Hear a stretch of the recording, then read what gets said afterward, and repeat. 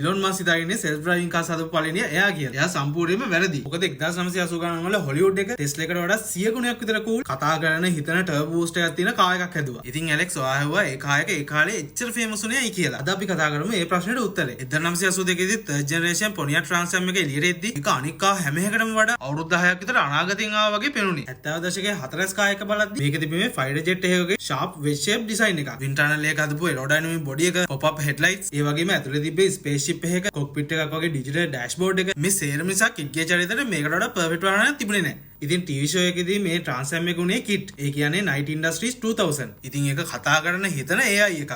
ඒකට තිබුණා උඩින් පන්නන්න පුළුවන් turbo boost button එක, super pursuit mode button එකේ ඉබුවට පස්සේ රෑඩ හැදම 300කට වඩා වේගින් යන්නත් පුළුවන්. ඒ වගේම molecular bonded shell එක නිසා ඒක වෙඩි නොයදෙන විනාශ කරන්න බැරි වාහනයකුත් උනා. ඔයාලට ඒක තිබ්බ අයිකනින්ම දේ මතකද? ඒක තමයි ඉස්සරහ තිබ්බ රතු පාට scanner light එක. ඒක නම් මාරම පිස්සුව. ඒත් හැබැයි ඇත්ත 1982 Pontiac Trans Am එක කිට් තරම් බලවත් උනේ නැහැ. ඒක තිබුණේ horsepower 165ක් විතර 5 ලීටර් V8 එන්ජින් එකක්. ඒ කාලේ ඇමරිකන් මසකාවට තිබ්බ අඳුරු යුගයක්. ඉතින් ඇත්තටම කිට් ගේ කැරක්ටර් එක Trans Am එකට වඩා ගොඩක් බලවත්. ඒ Trans Am එකේ අර අනාගත වෙනම නැත්තම් කිට් කියන කැරක්ටර් එක කවදාවත් ඒ තරම් සාර්ථක වෙන්නේ නැහැ. ඉතින් Pontiac Trans Am එක කියන්නේ තමන්ගේ ෆියුචරිස්ට් ඩිසයින් එක නිසාම TV ඉතිහාසයේම අමරණීය වුණු කාර් එකක් වුණත් ඊට වඩා චරිතයක් විතර හැමෝගෙම හදවත් දිනාගත්ත 80 දශකයේ නියමම අයිකන් එකක්. ඉතින් ඔයා ආසම TV show එක තිබ්බ හරි ඔය එක තිබ්බ හරි කාර් එක මොකද්ද? මේ අද අපි කතා කරමු Night Rider එහෙම නැත්තම් කිට්ද? Back to the Future එකේ DeLorean එකද? නැත්තම් Domගේ charger එකද? කමෙන්ට් එකකින් කියන්න. වාහන ලෝකයේ මේ වගේ TV ස්ටාර්ස්ලා ගැන තව දැනගන්න අපේ page එක follow කරන්න.